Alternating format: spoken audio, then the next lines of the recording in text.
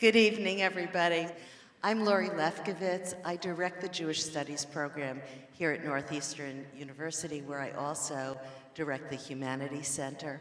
And both the Jewish Studies program and the Humanities Center are co-sponsors of Holocaust Awareness Week, a week of learning and commemoration that culminates in tonight's program. I'm also a member of the Holocaust Awareness Committee that is chaired by Professor Dov Waxman, our Stotsky professor, who is here along with other members of the committee.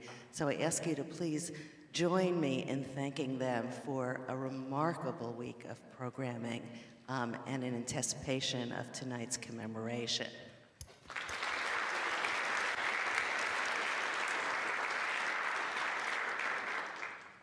All week, we have been learning about the theme of Nazism and fascism then and now. We have been listening to scholars and experts. We have had discussions following documentary film programs, but tonight is different. Tonight we will witness art, and we will experience a more ritual occasion, which is an occasion of commemoration, the second half of the mandate of Holocaust Awareness Week, which is both learning and commemoration. Our Gideon Klein scholar, Danielle Murad-Weiss, who has done an extraordinary job all year in preparing this program, has prepared the commemoration, and she calls tonight's program Nizkor. For those of you who do not know, Nizkor means in Hebrew, we will remember. It is the future plural tense of a verb often used in the Hebrew Bible in the imperative form, zachor, remember. It's a mandate. And in the Hebrew Bible, the commandment to remember is used in two very different ways. In one sense, it is used in the famous phrase, to remember the Sabbath and keep it holy. But we are also commanded in the Hebrew Bible to remember the villains of history exemplified in the Bible by the figure of Amalek, and Hitler is considered a modern-day Amalek, to remember Amalek so that his memory may be blotted out forever. It's a paradoxical injunction, and I think one that we need to think about when we engage in a commemoration like this. What does it mean to remember evil in order that we may blot it out? I think it is a moral imperative that is being enjoined upon us.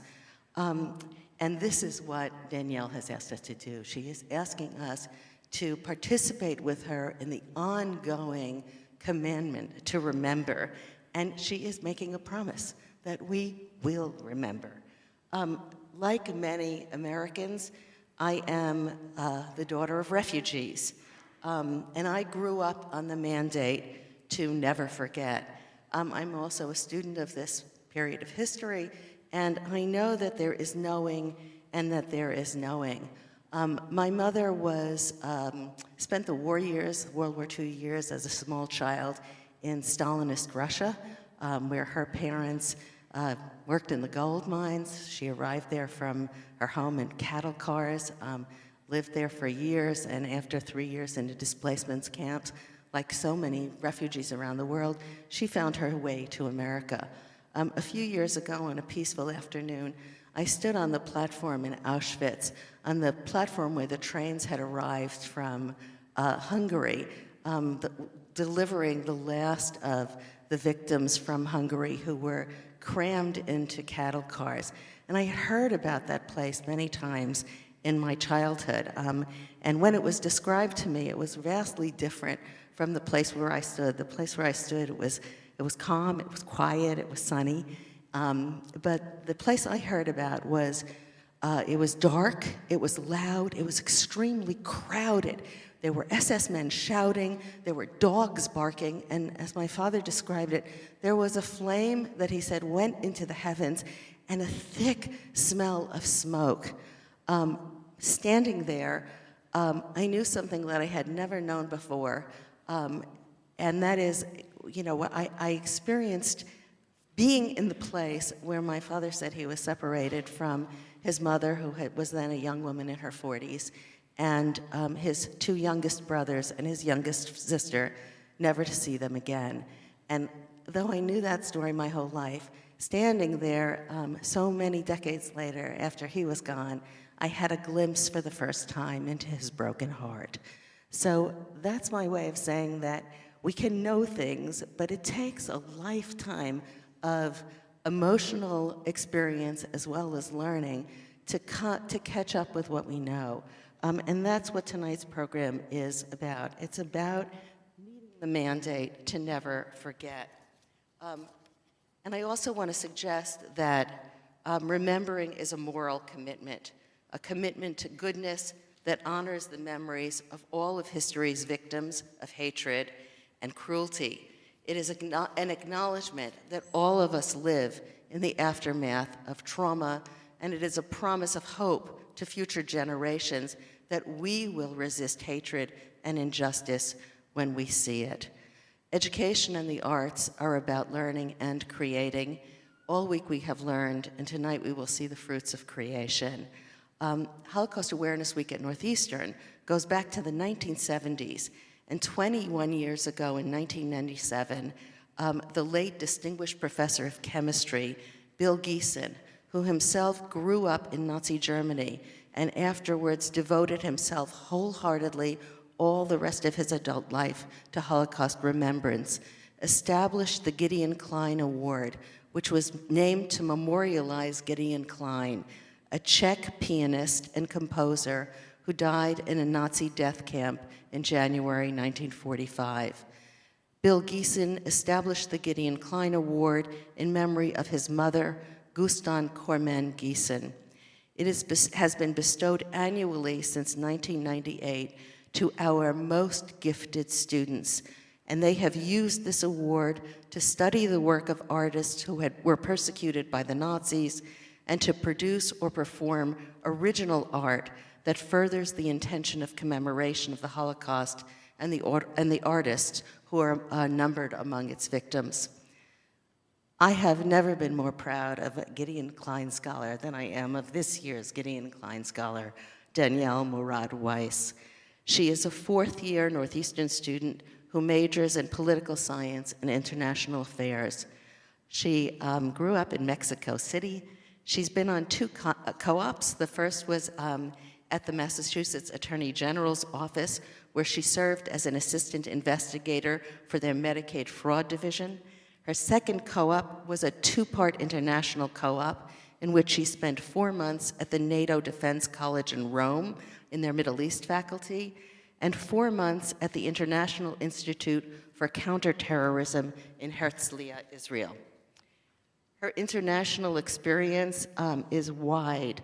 It includes a semester in London in the fall of 2016, when as a Hansard Scholar, she took classes at the London School of Economics and interned for a Member of Parliament in the House of Commons. I need to turn my page because she's amazing.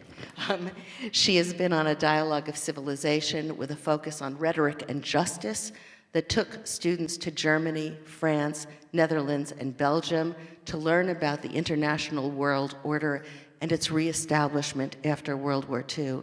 And as you will see, she is also a brilliant choreographer and dancer. Danielle Murad Weiss has it all. So please join me in welcoming her to the stage.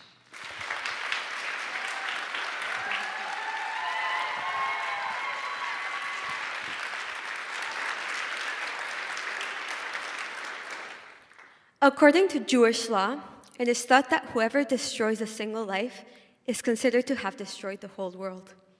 And whoever saves a single life is considered to save the whole world. In the period of World War II, 60 million people from around the world lost their lives. 13 million people were slaughtered because they were considered to be of an inferior race, and amongst them, 6 million Jews were murdered. It is easy to get stuck in the numbers, to boil down history to a few statistics. But when I think about the Holocaust, I think about the child who risked his life by sneaking out the narrow hole in the wall of the ghetto to get food to feed his family, suddenly becoming the sole provider for them. Or the mother who hid her newborn child under a pile of garbage before taking before being taken to Auschwitz, giving her child the opportunity to be found and eventually survive. I think about the head of the orphanage that refused to save himself and walk into the gas chambers singing and dancing with his children. I also think about the men and women who risked their own lives to save their neighbors and friends. But more than this, I think about what could have been. How many stories were not written? What talents were not discovered? How many things would have been invented? How many children were not born? I also wonder about the many stories that will forever remain unknown. Unfortunately, we will never know. Entire families disappeared, taking their history, knowledge, abilities, and future with them, leaving us with names if we're lucky, and sometimes just numbers.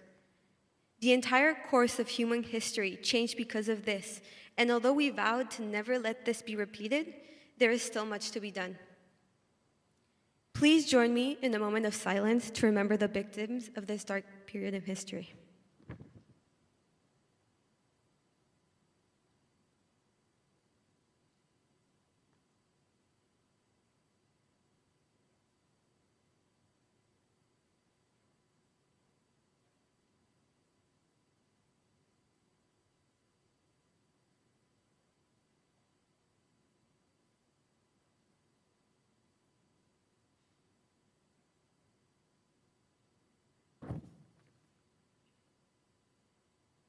Remembering is not just about recollecting stories. It is about a responsibility to keep them alive, to share them with future generations and learn from them. As Elie Wiesel once said, humanity lies upon a delicate balance between fear and hope. Fear of what humanity has done to itself by failing to save those who were threatened by the common enemy. But at the same time, these same people did stand up to the moral obligation in history to fight, bringing back hope. Within this balance lies memory, which is a constant dedication to truth. As we commemorate the 75th anniversary of the uprising of the Warsaw Ghetto today, we have a great responsibility to continue to remember, to learn from the past and from each other, to be open to new ideas and to remain humble. Only we have the power to change the course of history and give meaning to the phrase never again. However, this begins at an individual level. The people that risked their lives to save individuals did not do so because of some grand mission in life, but because they recognized humanity in their neighbors and friends. We seem to be forgetting that in our core, all humans want the same thing. And when we remember this humanity and connect to it, we can truly begin to learn from the lessons in our past so that we continue to remember and never forget. Thank you, and please enjoy.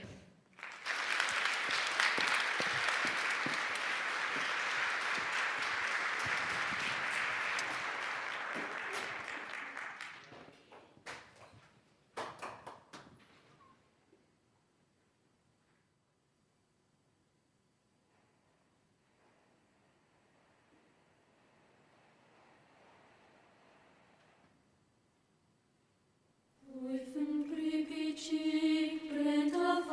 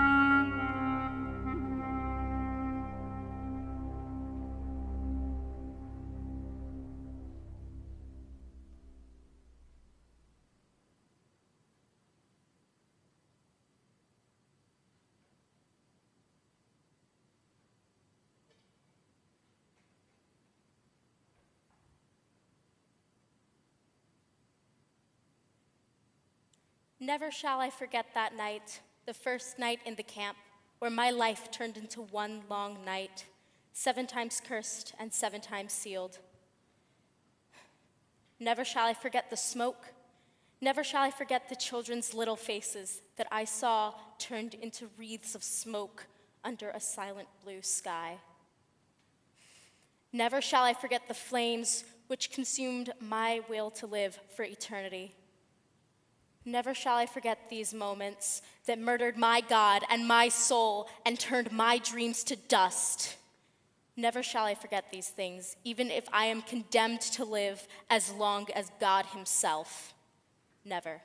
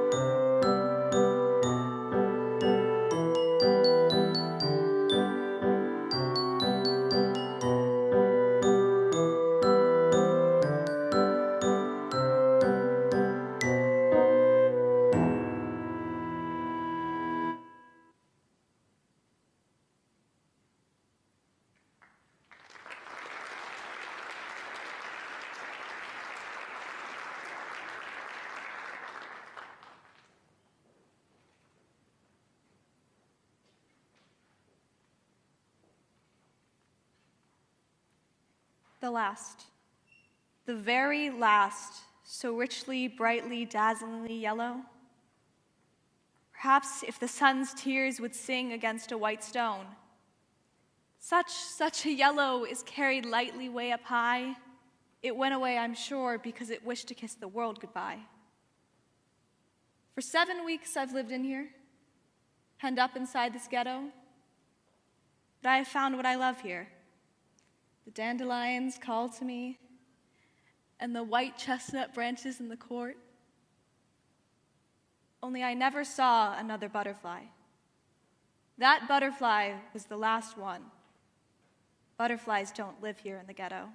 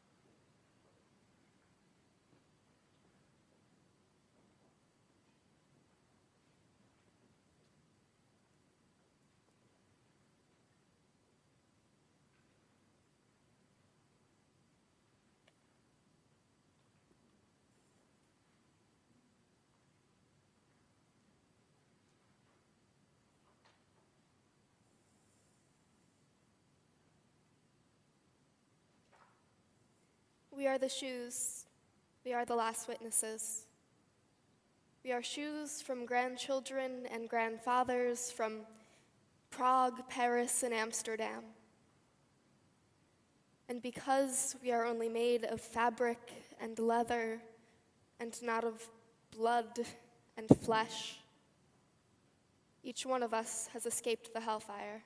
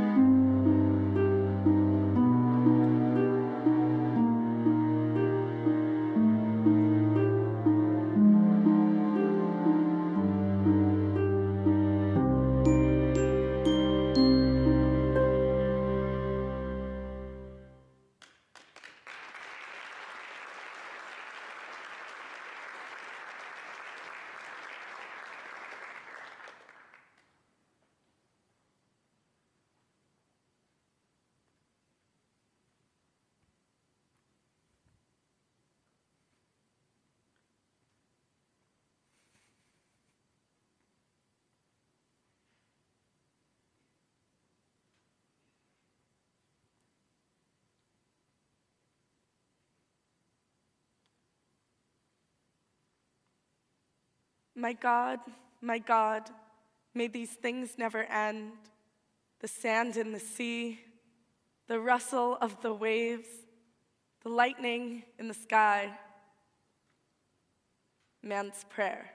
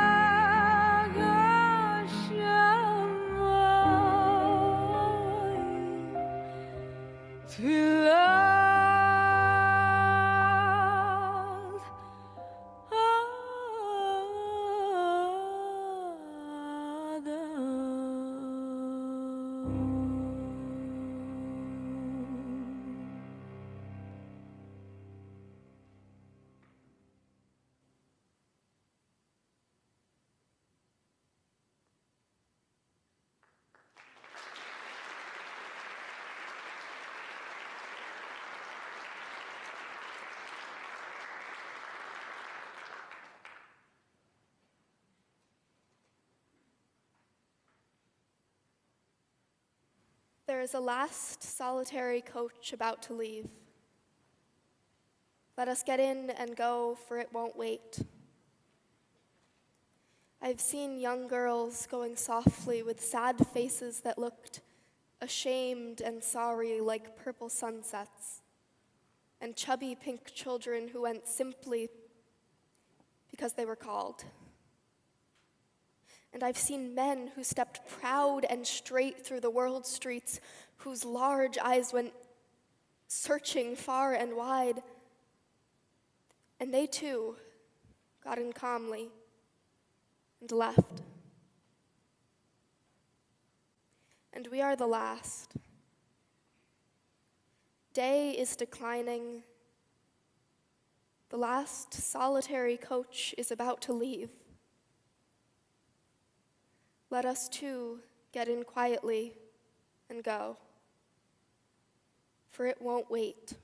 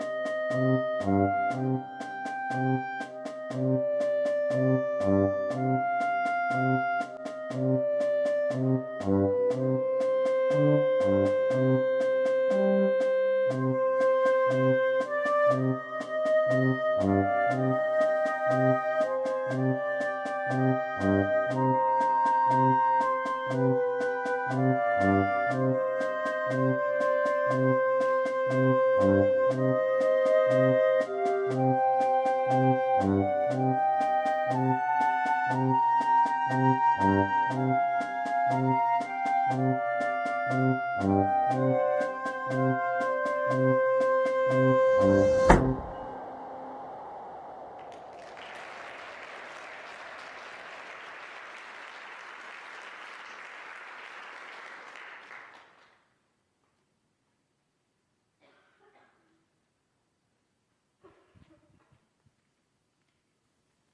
Gideon Klein's time in the Terezin concentration camp in Poland, he composed a lullaby. This next piece is dedicated to the over 1 million children who perished during the Holocaust and who never had a chance to hear their lullaby.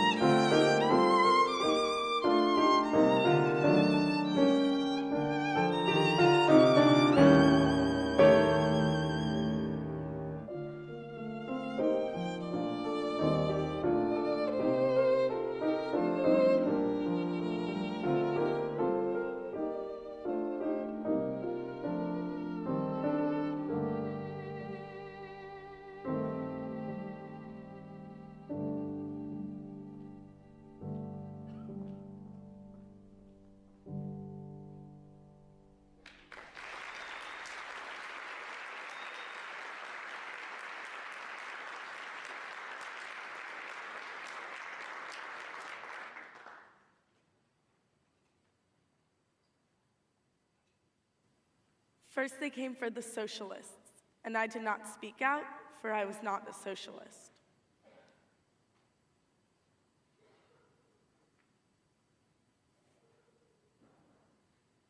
Then they came for the union workers, and I did not speak out, for I was not a union worker.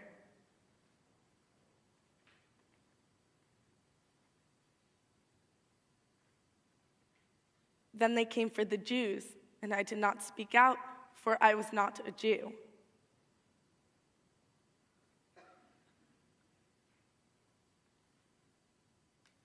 And then they came for me, and there was no one left to speak for me.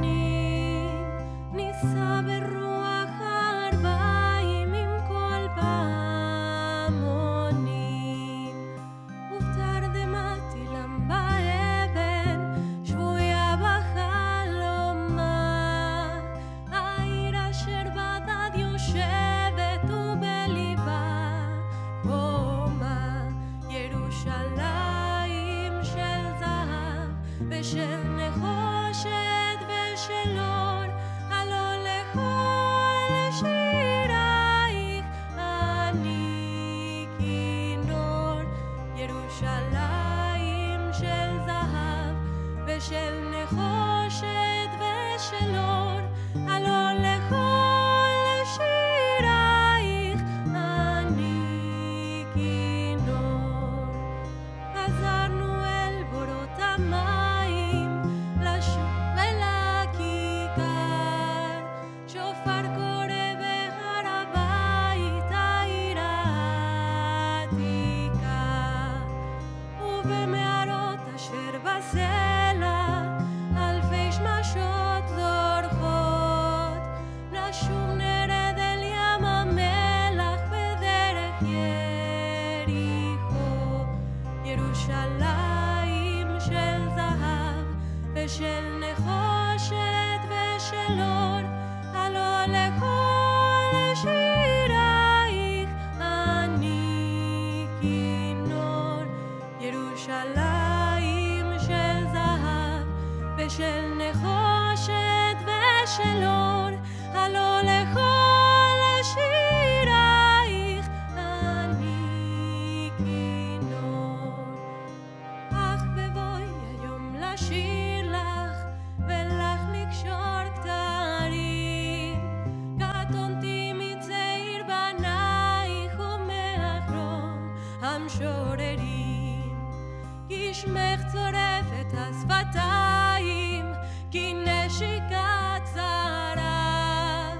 אם אשכחך ירושלים אשר כולה זהב, ירושלים של זהב ושל נחושת ושל אור, הלא לכל שירייך אני כינור. ירושלים של זהב ושל נחושת ושל אור, הלא לכל שירייך אני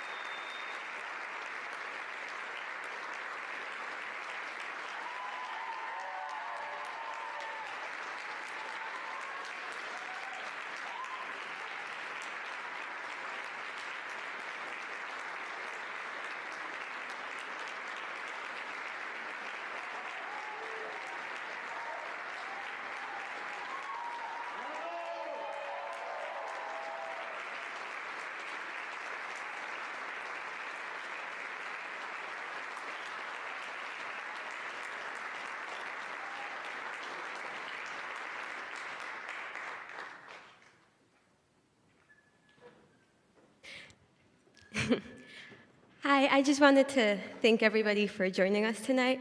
I want to thank my actors and dancers and everybody who has made this. They've been working incredibly hard. Thank you to the committee for supporting me and for trusting in me.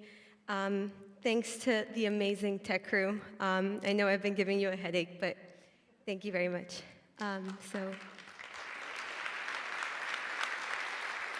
And thank you to my family who has been through thick and thin to make this happen.